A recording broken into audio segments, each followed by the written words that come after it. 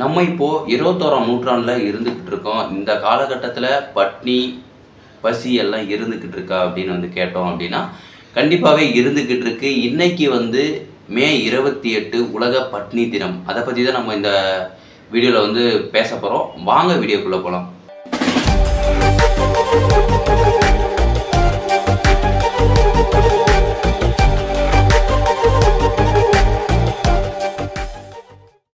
Hi hello everyone, நான் உங்கள் குணாமூர்த்தி. இன்னைக்கு மே 28 உலக பட்னி தினம்.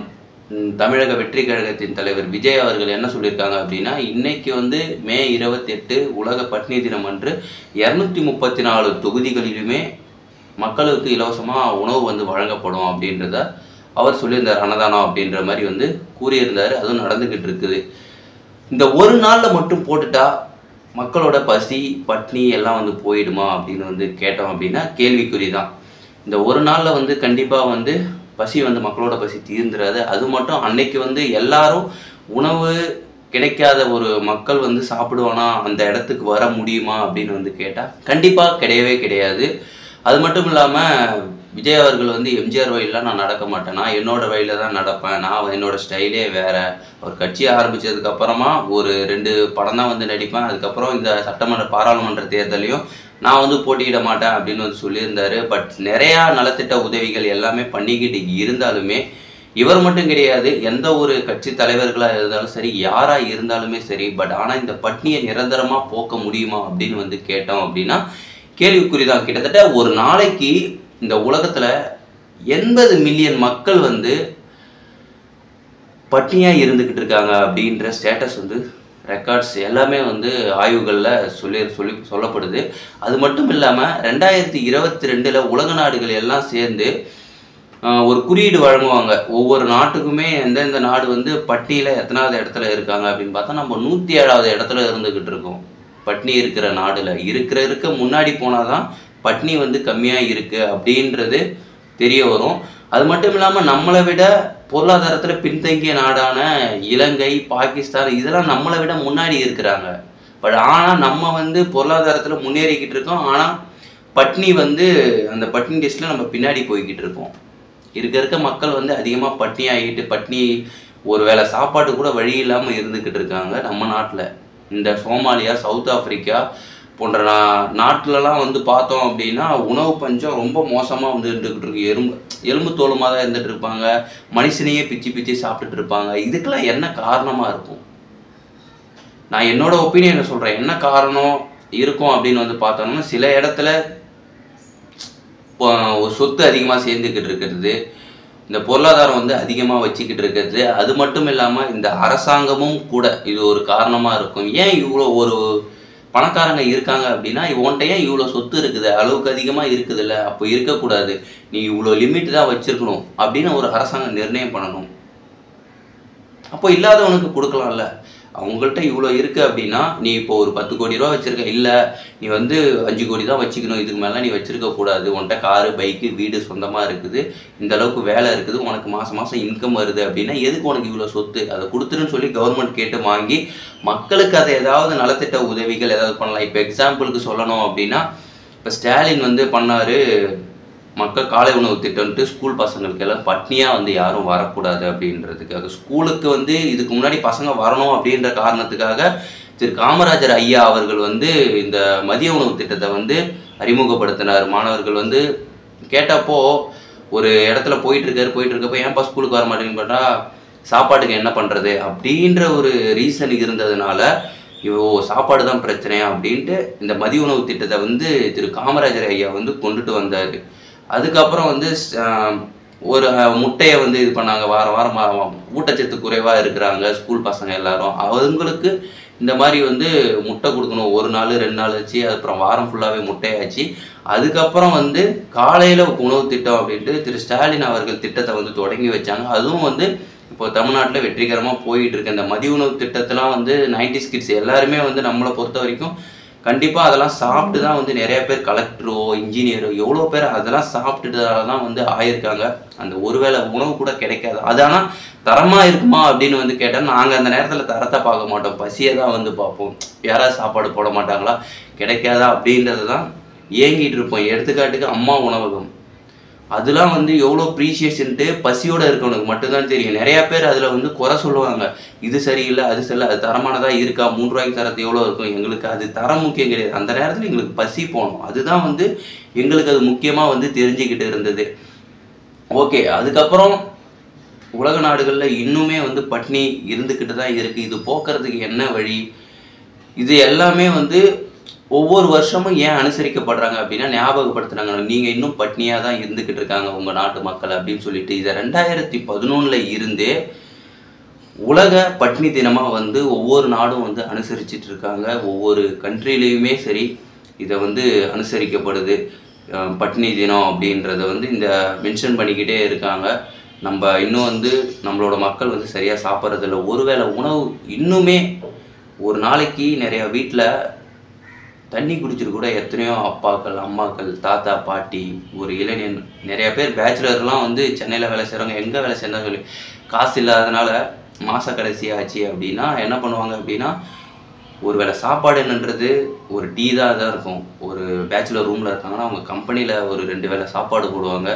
அதை சாப்பிட்டு மட்டுமே வந்து ஒரு மாதத்தை ஓட்டியிருக்காங்க. ஒரு வாரத்தை, அந்த மாத கடைசி நாளை கூட வந்து ஓட்டியிருக்கோம். என் ரியல் லைஃப்பில் கூட அதுதான் வந்து நடந்திருக்கு, எனக்கும் நடந்திருக்குது. இதுக்கெல்லாம் வந்து என்ன காரணமாக இருக்கும்? பொருளாதாரம். இந்த நம்ம வாங்குறோமே மளிகை ஜாமான், இது எல்லாமே விலைவாசி வந்து அதிகமாக வருது, நம்மளோட சம்பளம் வந்து கம்மியாக இருக்குது. இதுக்கெல்லாம் என்ன காரணம்?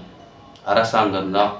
இந்த அரசாங்கம் வந்து நமக்கு இந்த ஒரு மார்க்கெட்டில் பொருளோட விலையெல்லாம் அதிகமாக விற்கிறாங்களே தவிர அதெல்லாம் ஜிஎஸ்டி, அதுக்கெலாம் ஜிஎஸ்டி கம்மியாக இருக்குது. ஆனால் இந்த வெங்காயம், தக்காளி, இந்த பர்பி, அதுக்கெலாம் வந்து ஒரு 18% ஜிஎஸ்டி போட்டுட்ருக்காங்க. அதெல்லாம் ஏன்னு தெரியல. உணவுக்கெலாம் வந்து ஜிஎஸ்டி போட்டுட்ருக்காங்க. இதையெல்லாம் போடாமல் இருந்தாலே இந்த அதேமாதிரி அரிசி கொள்முதல் பண்ணுறாங்கல்ல, அதுக்கெல்லாம் உங்கள் விலையை வந்து இருக்க உணவுக்கு வந்து நீங்கள் முக்கியத்துவம் கொடுத்து, உணவுக்கு முக்கியமாக ஒவ்வொரு தக்காளியாக இருந்தாலும் சரி, வெங்காயமாக இருந்தாலும் சரி, எதுவாக இருந்தாலும் சரி, அதுக்கு வந்து விலையை வந்து ப்ரீஷியஸாக ஆக்கணும். அப்போ தான் வந்து யாரும் வேஸ்ட் பண்ண மாட்டாங்க. இப்போது ஒரு கிலோ அரிசி வந்து ஒரு கிட்டத்தட்ட ஒரு 1500 ரூபாய்க்கு மேலே விற்கிது. ஒரு கிலோ அரிசி இல்லை, சாரி, ஒரு 25 கிலோ 1500 ரூபா விற்குதா? 1500 ரூபா கிட்ட இருக்குது. இப்போது அது ஒரு 2500 இல்லை ஒரு 3000 ஏறிச்சு அப்படின்னா விவசாயி, அதை உற்பத்தி பண்ணுற விவசாயிக்கு வந்து ஒரு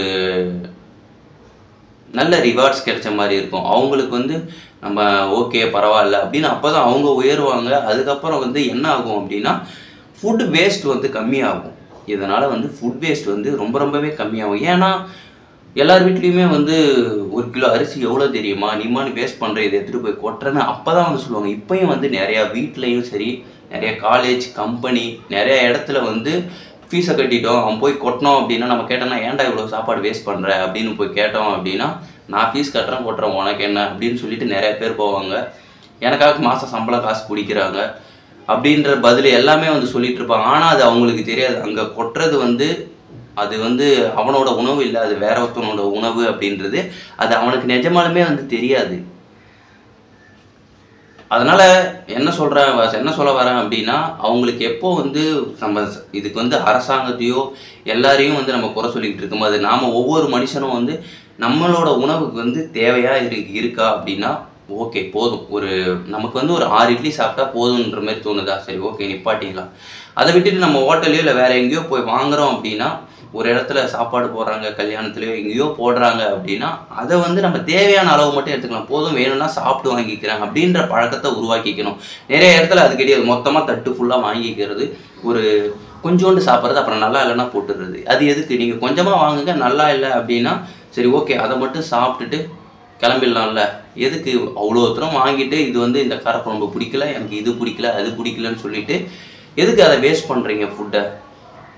அந்த ஃபுட்டை நீங்கள் வேஸ்ட் பண்ணுறது வந்து நாளடைவில் வந்து ஒரு நாள் அதுக்காகவும் நீங்கள் ஏங்குவீங்க. நம்ம இந்த நேரத்தில் நிறைய வாட்டி வந்து கொட்டியிருக்கோமே, இப்போ நமக்கு அந்த உணவு இல்லையே அப்படின்றத நம்ம ஏங்குவோம். அப்படி இல்லைன்னா நமக்கு பின்னாடி வர சந்ததியினர் அதுக்காக ஏங்குவாங்க. கண்டிப்பாக நம்ம தெரிஞ்சே வந்து கொட்டக்கூடாது. நமக்கு வந்து ஒரு சின்ன வயசு அப்படின்னா கூட அந்த குழந்தைங்களுக்கு நம்ம சொல்லி கொடுக்கணும், கண்ணா சாப்பாடை வந்து கொட்டக்கூடாது, உனக்கு தேவையான அளவு எடுத்துக்கோ, தேவையில்லை அப்படின்னா வேணான்னு சொல்லிக்கோ, போதும். அவங்க தட்டுக்கு வந்ததுக்கப்புறம் அது குப்பை தொட்டிக்கு போகக்கூடாது ஒரு நாளும் அப்படின்றத சொல்லி வந்து வளர்க்கணும். அது மட்டும் இல்லாமல் ஒவ்வொரு நாளும் சாப்பாடு வேஸ்ட் ஆகிறதுக்கு இங்கே அரசாங்கமோ எதுவாக இருந்தாலும் அதுக்கு முன்னாடி மக்களாகி நாம தான் வந்து காரணம். நிறையா பேர் பட்டினியாக இருக்கிறதுக்கும் நாம தான் வந்து காரணம். ஏன்னா நம்ம ஒரு இடத்துல அதிகமாக கன்சியூம் பண்ணுறோன்னா அவனுக்கு கிடைக்காது இல்லை. ஒரே இடத்துல அதிக கொள்முதல் பண்ணுறாங்க. இப்போ வந்து ஒரு இடத்துல ஒரு ஊரில் வந்து அதிகமாக வந்து மக்களுக்கு வந்து இவ்வளோ உணவு தேவைப்படுது அப்படின்னு சொல்லிட்டு இவங்க கொள்முதல் பண்ணுறாங்க. ஆனால் அவங்க அதிகமாக ஆனால் அந்த மக்கள் வந்து தன்னோட பசிக்கு போக அந்த சாப்பாடை வாங்கி வேஸ்ட் பண்ணுறாங்க அப்படின்னா அது இன்னொரு இடத்துக்கு வந்து ஷார்ட்டேஜ் ஆகும்ல. இப்போ எப்படி மின்சாரமோ அதே போல் தான் இந்த உணவு. சரி, ஒரு இடத்துல அதிக தேவைகள் இருந்துக்கிட்டு இருக்கு, தேவையில்லாமல் ஓடிக்கிட்டு இருக்கு, ஃபேன் ஓடிக்கிட்டு இருக்கு, கன்சியூம் ஆகிக்கிட்டு இருக்கு அப்படின்னா அதே போல் தான் ஒரு இடத்துலையும் கண்டிப்பாக அந்த தேவை இருந்துக்கிட்டு இருக்கும். அது போல தான் உணவுமே. என்னை பொறுத்தவரை நான் என்ன சொல்ல வரேன் அப்படின்னா, நம்ம தேவைக்கு அதிகமாக வந்து எதையுமே எடுத்துக்க வேண்டாம்.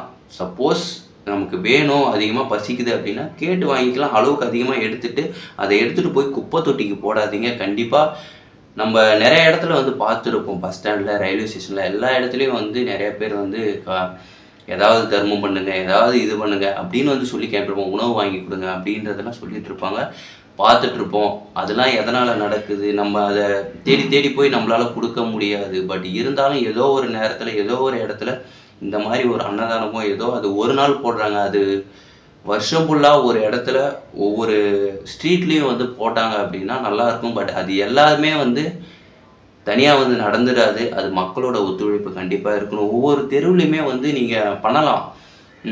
என் வீட்டில் ஃபுட்டு வேஸ்ட் ஆகிடுச்சு. இப்போ காலையில் வந்து இவ்வளோ நாங்கள் எல்லாருமே சாப்பிட்டோம், அதிகமாகிடுச்சு, மீந்து போயிடுச்சு அப்படின்னா அந்த இடத்துல வந்து வச்சிடலாம். யாராவது அந்த தெருவில் இருக்கிறவங்க யாராவது சாப்பிடலை அப்படின்னா அது கண்டிப்பாக வந்து யாராவது எடுத்து சாப்பிடுவாங்க. நிறையா இடத்துல வந்து இன்னுமே கல்யாணத்துலேயோ பர்த்டே பார்ட்டிலேயோ வந்து உணவு மீந்து போயிடுச்சு அப்படின்னா இந்த ஆசிரமங்கள் இருக்குல்ல, யாரும் இல்லாதவங்க, அவங்களோட ஆசிரமத்துக்கு ஃபுட்ஸ் வந்து இன்னும் போயிட்டுருக்கு. அவங்களும் வந்து வாங்கிட்டு போயிட்டு தான் இருக்காங்க. நிறைய ஆசிரமங்கள் இருந்துக்கிட்டு இருக்குது. மீந்து போச்சு அப்படின்னா உங்களோட ஃபங்க்ஷன் எதுலையாவது மீந்து போச்சுன்னா நீங்கள் கூகுளில் டைப் பண்ணாலே போதும். நியர்பை ஏதாவது ஒரு ஆசிரமம் இருந்ததுன்னா அவங்களுக்கு அந்த ஃபுட்டை கொடுங்க. கண்டிப்பாக வேஸ்ட் பண்ணாதீங்க. நீங்கள் வேஸ்ட் பண்ணுறது அது யாரோட உணவோ, அது உங்களோட உணவு கிடையாது, அது உங்களோட காசு கிடையாது. உங்களோட காசு போட்டு நீங்கள் வாங்கியிருந்தாலும் அது இன்னொருத்தவங்களோட பசியை வந்து நீங்கள் வீணடிக்கிறீங்க அப்படின்றத மறந்துடாதீங்க. நீங்கள் இந்த உலக பட்டினி தினத்தை பற்றி என்ன நினைக்கிறீங்க அப்படின்றத கமெண்ட்டில் சொல்லுங்கள். இதுக்கு யார் காரணம்?